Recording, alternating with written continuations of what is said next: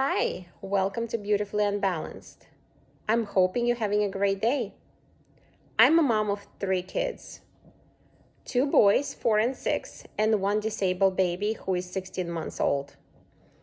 I'm hoping this channel can help those who are going through the same challenges. And in this video, I'm actually going to try sharing a few tips that might help you to get through those times that are tougher. We all know that some days are better, some days are worse, especially with disabled kids. Some days they are sicker, and some days are a little bit easier. They're not necessarily easy, but they just seem like a bright light in this challenged life that we have, right? So the days that we have are on a darker, on the heavier side. We do need some routines and some emotional support that will help us to just live through those times. I'm not saying it will help you 100% because we all go through the emotions. We go through depression, we go through sad times, especially when the kids are sick. But at least it will bring you back to normalcy and help you again to live through those times. So the first tip I want to share is we have to get rid of the clutter in our houses. I know you heard it so many times that minimalism, and it's a fancy world, I guess, for some of us.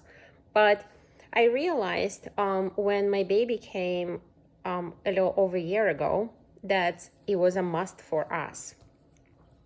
So I have two other boys who are extremely messy, who require a lot of things, a lot of toys, a lot of clothes, and we always get more and more from grandparents or from just friends, or we just buy things. Of course, we are not immune from that, but from time to time we need to get rid of things, and I mean we have to be ruthless with it.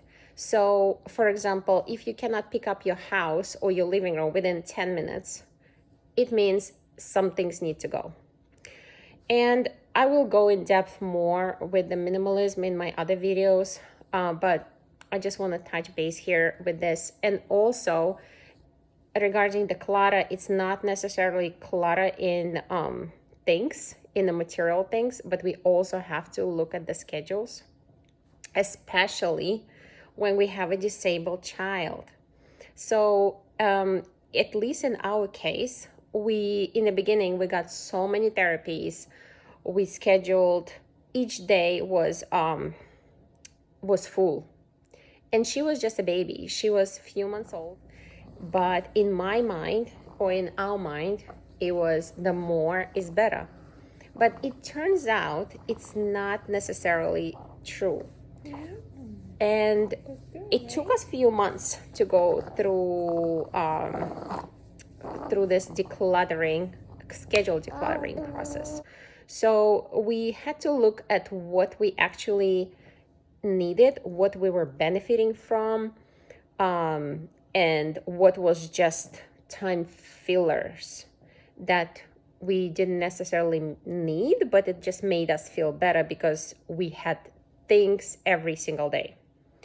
So look at your schedule and think, do we really need this therapy? Or is just filling up the time? And you know inside your heart that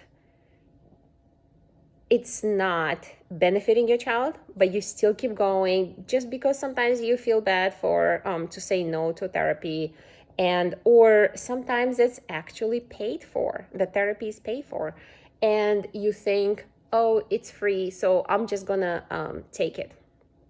But if for example, if it is early intervention and you think it is not benefiting your child, or you don't like therapists, maybe it's time for you to change therapist or just get rid of it completely. But again, it all depends if you really think it does or does not benefit your child. So another tip that I would like to share, sorry for the monitor with the baby here, you have to find time for yourself. And I know it sounds crazy, especially when we have disabled children. All our time is filled up.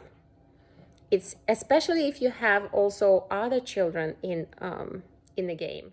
So I have 4 and 6 years old boys, so they're very, very active. They demand a lot of time, a lot of attention, especially one of them. You know, you always have one that is much more needier than the other one, but even with the other one, you still have to give them attention and everything. So the whole day is pretty much filled. And it doesn't matter if you work or you don't work. I'm sure if you don't work, your day is as full as when you do work, because you always have things to do in the house and with the baby and with the disabled children.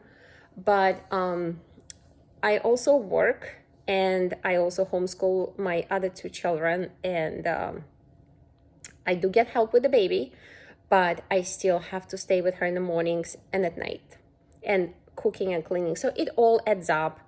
However, you have to find at least 10 to 20 minutes a day. It's not much. And you have to think, okay, maybe we need to schedule it in our calendar. We have to put alarm in our phone and just do something that will recharge you, that will fill up your cup, basically. It doesn't have to be a lot, but even if you have to go and just as simple as go outside and sip a cup of coffee or a tea, or go for a walk for about 10 minutes. It sounds short, but it does help. For me, I do have to lay down for like 10-15 minutes, and I'm like a different person, and I'm ready for challenges again. So those are 2 major tips, and I will come up with more, but I do use other tips, but this is like the life-saving tips when you're going through hard times, as we did in the last 2 weeks. That's why I didn't post a video, because the baby was sick and it was just so much going on, and we went for vacation actually. So that was another thing that filled up our time. But it's so much going on that you do need to stop and think what needs to go and what will fill up your cup. For now, I'm hoping you're going to have a great day, and you're going to think about those 2 tips and implement them both.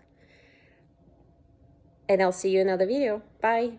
If you like these videos and would like to see more, please like and subscribe. That will really help me.